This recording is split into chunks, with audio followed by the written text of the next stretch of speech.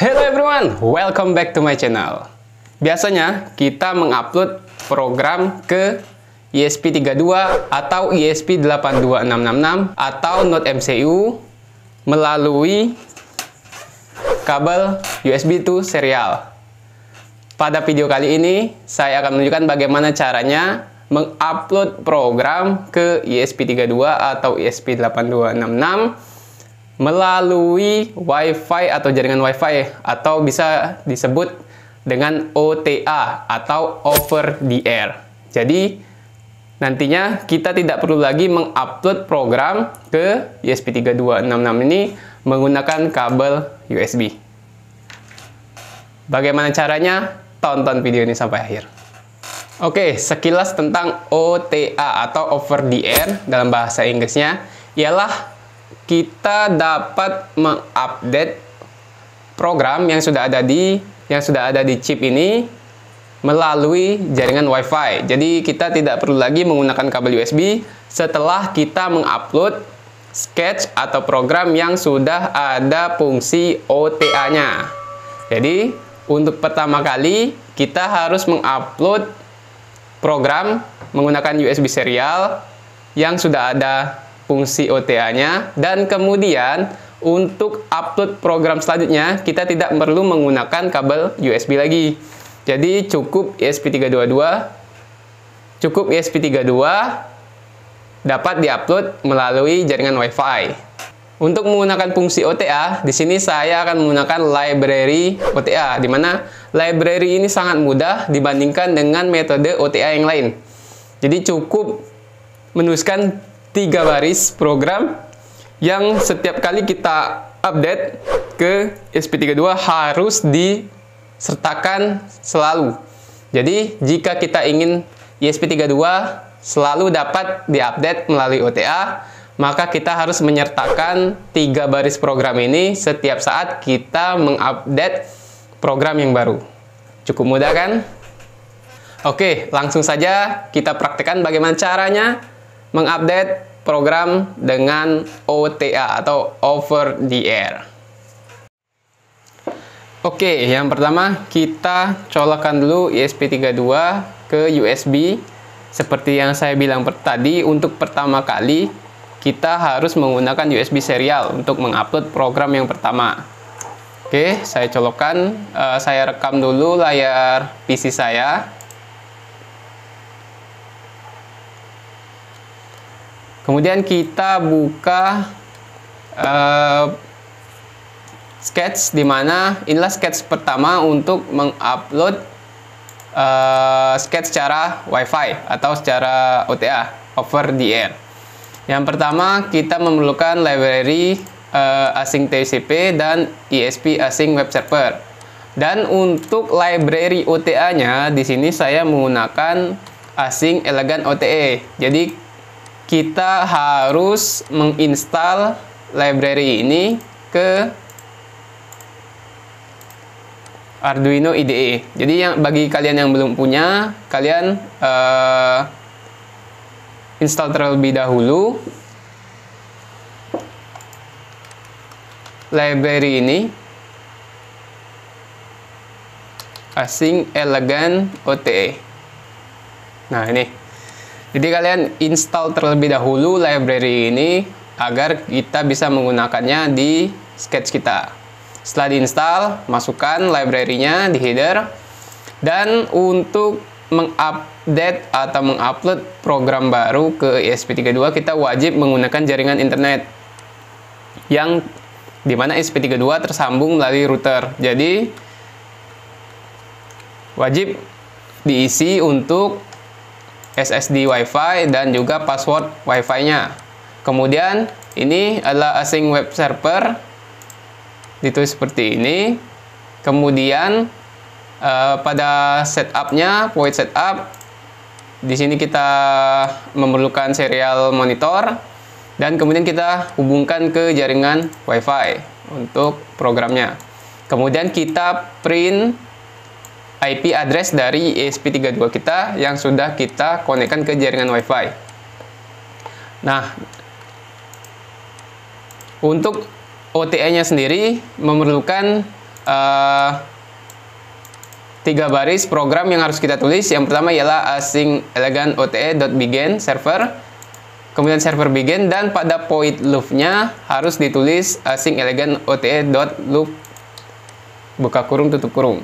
Jadi setiap kita mengupload program terbaru, kita wajib menuliskan 3 fungsi berikut. Oke, kita upload. Setelah di-upload, kita sudah bisa mengakses. Oke, setelah di-upload, kita buka serial monitor. Kita reset. Nah, ini adalah IP address dari ESP32 yang sudah terkonek ke router. Nah, untuk itu kita bisa akses IP ini ke jaringan Wi-Fi dengan mengakses IP address ini. Kita buka browser kita dan sudah muncul web server dari ESP32 over the air. Nah, untuk upload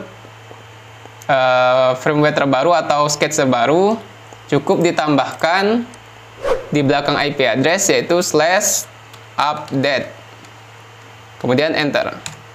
Nah, inilah halaman di mana kita bisa mengupload program baru atau mengupdate program terbaru di ESP32 tanpa menggunakan kabel USB serial.